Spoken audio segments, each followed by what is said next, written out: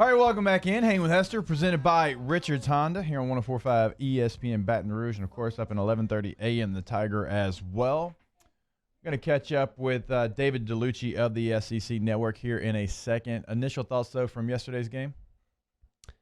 Just disappointing. Didn't swing the bats as well as you could. A couple of mental mistakes, getting thrown out. What potential leadoff single that you try to stretch into a double late in the game when you're trailing. Can't make mistakes like that. But, some good. I liked Mo Hampton getting in there and getting a hit. But losing the game, not fun. All right, we're going to dive into the upcoming series for LSU and just kind of get a preview of LSU and SEC baseball since we're in this early season. Of course, it's sliding into the series brought to you by Small Sliders. You can find them at 4343 Nicholson here in Baton Rouge. David Dellucci of the SEC Network joins us now to do so. David, how you doing today? I'm doing great. How are y'all? Glad to have you on, man. Glad it's baseball season. Glad we get to catch up again here on the airwaves. And I know it's early into the season, so sometimes it's hard to kind of preview series. So let's just get an overall kind of a view of this LSU baseball team so far in this early season. So let me just start by saying this. This is not football. They're going to lose games. Yeah. You're not going to go undefeated the whole baseball season. So everybody needs to settle down and relax, and everything's going to be all right. The sky is not falling, right? This is a young team, and early in the season, what coaching staffs do, and this is happening all across the SEC, they're feeling guys out, and they're trying to see who can man certain positions on the field. And unfortunately for LSU, there were some situations that popped up with a lot of guys that have not played their position, and it's something that sometimes you don't even work on in the fall and preseason, and it pops up in game, and it's a learning experience, and you move on from there. I'm sure that some of those miscues will not happen again for the rest of these young guys' careers. I look at it like this. This team has some of the deepest pitching that I have ever seen assembled on a college baseball team, and in ways that's not good because you can't get everybody in consistently like you want. But with a team that has a track record of having been injury prone in the pitching staff, this is a great opportunity for the LSU Tigers to really go into the season and get into the SEC conference play, knowing that if someone goes down in that rotation, you're going to be all right. You'll be able to fill them in with another live arm that throws 93 to 95 with some wicked off-speed pitches. So I like where they're at. It is early. They're going to have some hiccups here and there, but that's part of the process. It's a young team to begin with, and we knew that going in. You're losing Zach Watson, Duplantis, and Josh Smith. Those are three vocal leaders in that clubhouse, and this is a bunch of young guys, but they're going to find their way through the season.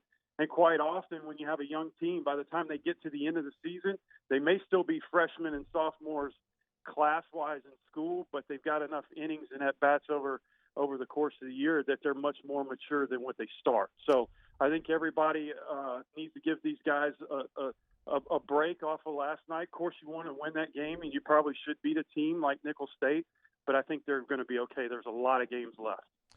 David, when you talk about, it's about timing, you're playing young guys, figuring things out. As a coach, when do you typically like to have these things figured out? I mean, does this thing go all the way up until you start conference play? Is it, hey, here in 2 weeks, we kind of want to have our lineup set of the guys that we can start to count on? Look, man, I've had this conversation with multiple coaches throughout the SEC and throughout the country. They would like to have had that lineup set 3 weeks ago. Yeah. And unfortunately, we're in an era in baseball where these guys just don't understand about competing for a job. It's not the coaching staff. It's the individual players. And we're coming in, and there's many reasons, in my opinion, that's probably for another show because I can go on and on about this, but these guys just don't understand what it's like to go in there and fight for a position and lock the position down so that the coaching staff, who would love to go to opening day and say, here's my starting everyday 8, and we're going to run with these guys. That's just not the case. And there's other teams in the SEC that have a revolving door of 6 outfielders because they don't have outfielders that have stepped up and claimed their position. So I feel sorry for the coaching staff of these young guys. If they can't find guys to play, they're going to continue to do this until someone emerges and says, this is going to be my position for the rest of the year. But that hasn't happened yet. David Dellucci hanging with Hester here on a Thursday.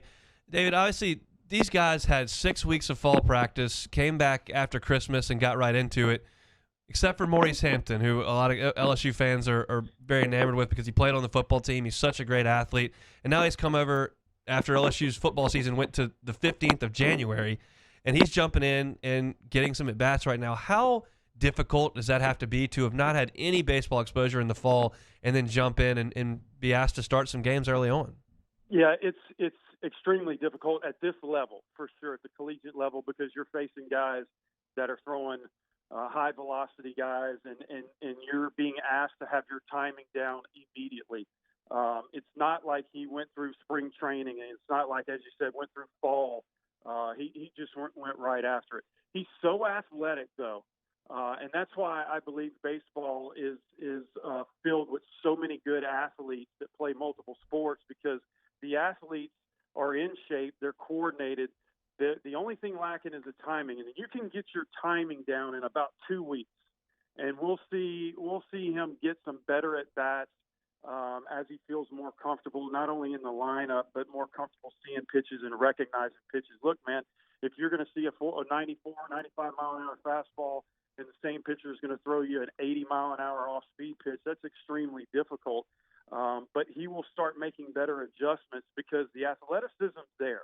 I mean, he can cover some serious ground in the outfield. He's a great defender.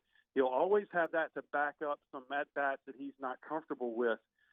But being such a great athlete, it won't take him long to get in the groove. David Dellucci is our guest here on Hanging with Hester, of course, with the SEC Network and former Major League Baseball players. We're sliding into the series brought to you by Small Sliders. Hey, David, I want to ask you about Jaden Hill. Obviously, he has created a buzz. Last year, really, he had a buzz, and he only pitched a couple of times out, right? And this year, you heard the stories of the fall practices and what he could do. Then he goes out there over the weekend, and you see why people can get excited about this guy. Now, Paul Maneri's going to bring him on slowly. Do you think we'll see him at some point be a starter for LSU, or do you like what he can do from the bullpen, considering you can bring him in those key moments and he can get strikeouts at the end of a game?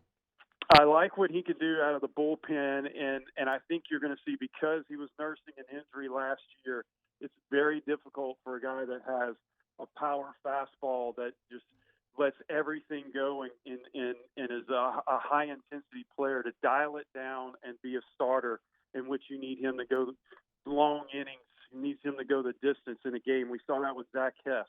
He was much more effective coming out of the bullpen, just blowing gas, as opposed to trying to harness everything and go 5 to 7 innings. So I think the coaching staff will take it slow, especially the fact that he had the injury last year, and then they'll get him more work as needed. The other thing is LSU's got some legitimate starting pitching, so he will pitch at the spot that the team needs him the most, and it may be a late-inning bullpen guy. You may see him get moved into a mid-game guy that can get some innings under his belt, but I don't know if it's wise to just run a guy out there that's nursing an injury from last year. Now, he's not injured now, but because of his past and his history, you don't want to put him out there and let him start throwing gas in the first inning and expect him to go 5-6 innings for you. So it will be a process. But listen, this is a phenomenal talent. I know he's been on the radar of the pro scouts for quite some time. It's no surprise to them as to what he can do. He's a phenomenal athlete. He's got a very live arm, and the most important thing is to keep him healthy in whatever position he's going to be on that staff. David, I thought the series of the weekend last weekend was up in Oxford, and Ole Miss takes care of a very highly thought of Louisville team. How big a weekend was that for Mike Bianco's club? It was huge. Ole Miss, much like LSU, is a very, very young team. Although they do have the number 2 recruiting class in the country, I think Coach Bianco was pleased with his returning starters. He had 2 frontline starters coming back with a freshman going on Sunday, but the rest was a bunch of question marks. That's another team very similar to LSU, where they just haven't had the position players step up and claim their roles on the team. And so to go in there, I think the goal was just to get their feet wet against the number 2 team in the nation and just be competitive. Next thing you know, you're winning the series. That's a huge shot in the arm. And for a young team like that to get some big clutch hits and to establish themselves opening weekend against a powerhouse is a confidence builder for the games to come. And it's a great way for them to set the tone. They had the biggest jump in the top 25 of any team over the week. And I think that's going to help Ole Miss an awful lot as they get closer to the conference play. David, I've got one more for you. And, of course, David Dellucci is our guest here on Hanging with Hester. I want to talk about the power arms in the SEC because it seems like this year there's some Friday night guys that are elite and guys are going to be talking about for a long time. So I want to talk about everybody kind of in the conference, but do you put Cole Henry from LSU in that category? Because it seems like he always gets left on the outside, and I think he's right there on the doorstep of getting in that elite group on Friday nights. I think he's up there. I think a lot of guys regard him as an elite pitcher. The SEC is loaded. It's funny you say that because I was talking to producers of the Rally Cap show that I do, and they were like, what topic do you want to discuss in our first show of the year?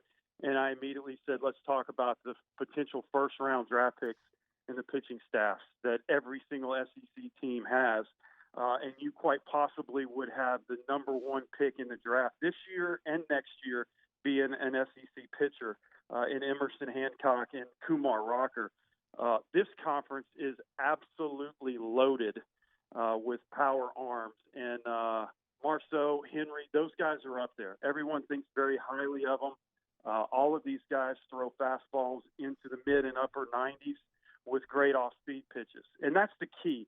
If you're going to be an elite pitcher at this level, and especially at the next level, not only do you need a good power fastball, but you also need to locate one and quite possibly two off-speed pitches. I think LSU staff has a great group of guys that can do that. But just imagine, man, being a Southeastern Conference team every single weekend facing a Friday night or Saturday night starter, knowing that these guys are going to be in the big leagues in 3 to 5 years is absolutely incredible. And it shows the competition level and the strength of the conference. And it's not going anywhere. I mean, it's going to be just as good, if not better, crop of pitchers next year. David, I really appreciate your time. Are you on assignment this weekend? You working? I am not this weekend. I am not. I'm going to go skiing over the Mardi Gras break. So I'm going to get all that out of my system. Hopefully I'm still standing upright when it's done. And then I'll start focusing on doing some studio work and working some games. Okay, fair enough. I'm a little jealous that you're getting out there on the slopes, but have a safe, fun trip, man. Best to the family. Man. Yep. Thanks for having me on. You guys have a great day. All right, you as well. There he is, David Dellucci. Our sliding into the series segment as we preview LSU and SEC baseball, brought to you by Small Sliders. And Small Sliders over there on Nicholson, they've now, to every single slider, added their smalls, which is their small sauce, and they call it the small sauce over there, and bacon to every single slider, and real bacon, Hunt. Like actual good, I love real bacon. Fantastic bacon. I'm in. So go check them out. They're at 4343 Nicholson. We were there last Friday, man. It's such a great spot. Go get you a slider, some fries, handmade shake, all the fixings as well.